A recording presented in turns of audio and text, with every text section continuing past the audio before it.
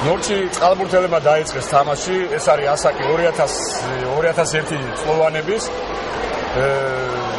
და აქედან გამომდინარე, პირველად ზოგიერთი ბავშვი პირველად მონაწილეობს შეჯიბრში.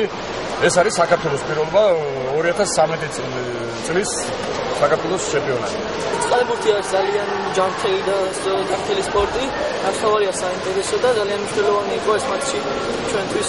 პირველი მატჩი იყო 2000-იან ბავშვებში და ძალიან გაგეხარდა რომ მოვიდეთ. რას ელოდები ამ ტურნირისგან და როგორ ფიქრობ, თქვენ გუნდს აქვს თუ არა რამდენად ძლიერია თქვენი გუნდი და აქვს თუ არა იმის შანსი რომ ტურნირის ჩემპიონი გახდეს და როგორ თამაშს ელოდები შენი გუნდისგან? ჩვენი გუნდი არის საკმაოდ ძლიერი იმისთვის რომ გახდეს საქართველოს ჩემპიონი და დიდი მადლობა ვუყარებ ჩვენ გუნდზე.